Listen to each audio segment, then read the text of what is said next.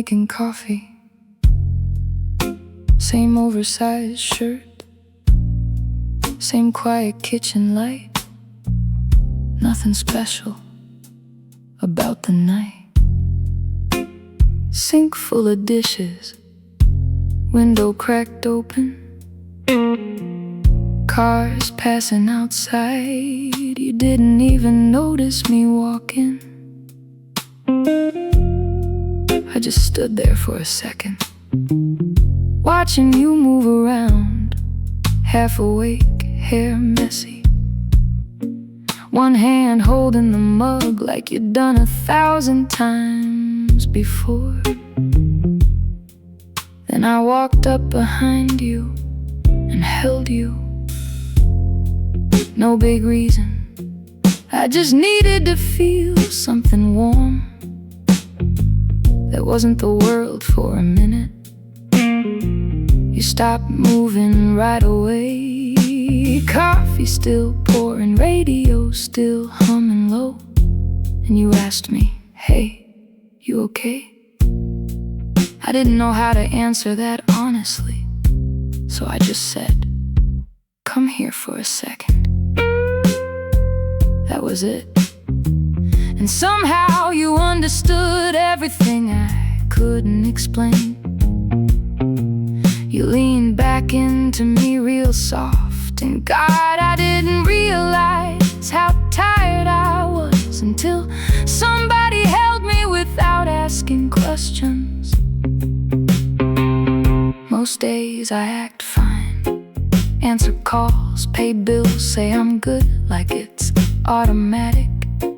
But that night, standing there behind you in the kitchen, I felt how heavy everything had gotten, and you felt it too. That's the scary part about real love. Sometimes people notice your exhaustion before you do. The coffee smelled strong, your hands were warm, my face against your shoulder. Outside, the whole world kept moving, but inside that kitchen, everything slowed down. You said, you've been quiet lately. And I laughed a little, because quiet was the only thing holding me together. So you grabbed my hand, pulled me closer again. No fixing, no speeches, no deep conversation, just us standing there, half asleep, holding each other near the coffee machine. Honestly, some of the best moments of my life don't look important from the outside. No vacations, no fancy restaurants, no big celebrations. Just somebody saying, come here, like they really want you there. I think people underestimate that, being wanted softly, not loudly, not dramatically, just gently, just honestly. And before the coffee was even ready, I already felt better. Not healed, just less alone. Sometimes that's enough.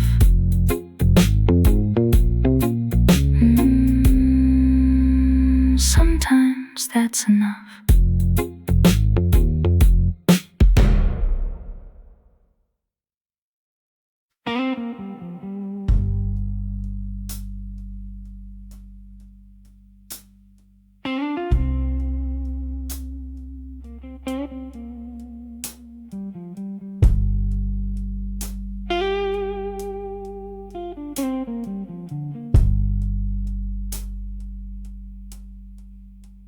I didn't notice it at first,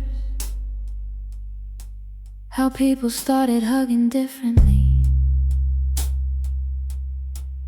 Quick side hugs, one arm, half attention, already thinking about something else.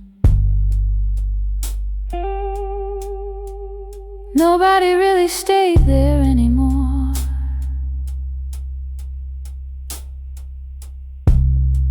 And honestly, I got used to it.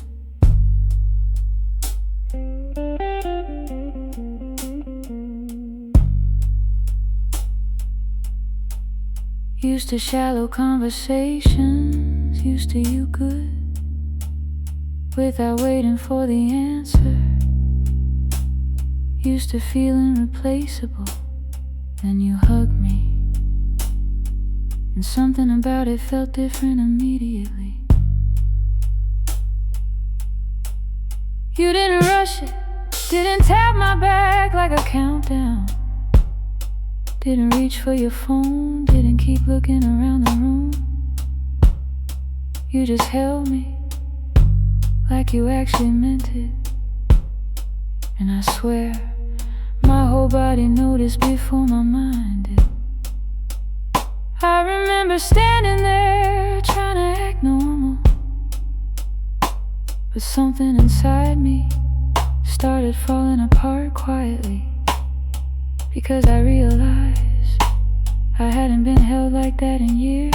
Not really, not fully. Most people touch you while staying emotion somewhere else, but you stayed. That's what broke me. Your cheek against my shoulder, your hands resting slow on my back. You're breathing calm. No performance, no fake comfort, just presence and God. I didn't know how lonely I'd become until somebody made me feel visible again. You pulled away for a second, looked at me and smiled a little. Not a big movie smile, just saw. Like you already understood something about me I never said out loud. After that night, I started noticing things. How fast everyone moves, how distracted people are, how rare it is for someone to give you their full attention. But you did. For those few seconds, I wasn't background noise to somebody. I was actually there, actually felt, actually wanted close. And maybe that sounds small, but to someone who spent years feeling emotionally missed, it felt enormous. Now every rushed hug feels different to me, because when somebody holds you with their whole heart in it, you can tell when the rest don't. Real hugs are dangerous like that. They remind lonely people what they've been missing. And ever since you, I haven't been able to forget what it felt like to be held like I matter.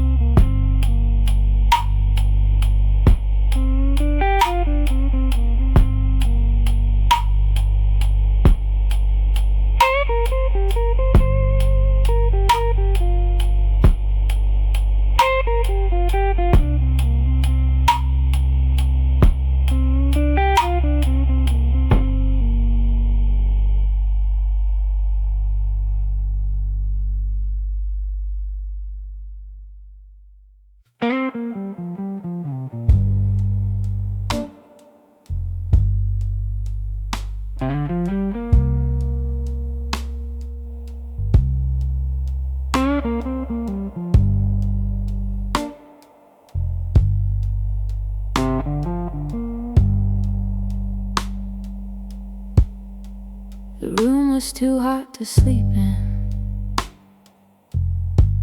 sheets sticking to our skin, window open, summer air barely moving. You were laying on my chest, quiet, drawing circles on my own. Outside, somebody's dog kept barking. Cars rolled by slow. Music from another apartment leaked into the night. Everything felt warm, too warm. You laughed and said, "This apartment is trying to kill us." I said, "Probably."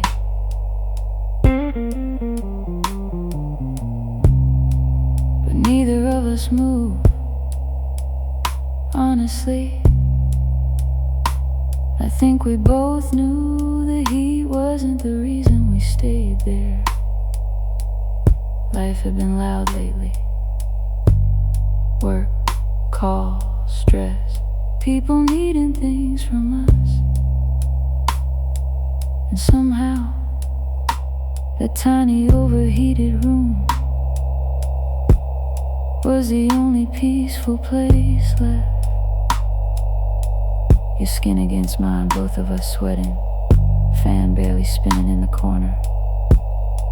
And still I never felt calmer. After a while, you lifted your head and said, "I should probably shower." I held your arm without thinking. Not hard, just enough. And I said, "Stay like this a little longer." You looked at me for a second, then lay back down again. God, that moment still lives in me. Because you didn't sigh, didn't joke, didn't rush away. You stayed. That's such a small thing. But people who grew up feeling emotionally temporary notice things like that. I remember your breathing slowing down, your leg tangled with mine, your hair damp against my neck. No big conversation, no life-changing speech. Just two tired people trying to hold on to a quiet moment before the world came back. Sometimes I think adulthood is mostly that. Trying to pause happiness before responsibilities enter the room again. And that night, for a few extra minutes, we won. The fan kept shaking. Streetlights came through the blinds. Your fingers rested against my chest. And I remember thinking, if peace had a physical form, it would probably feel like this. Now every summer night reminds me of you. Hot rooms, open windows, slow music somewhere outside. And that sentence still follows me around. Stay like this a little longer. Because deep down, I think everybody is searching for someone who makes time slow down a little.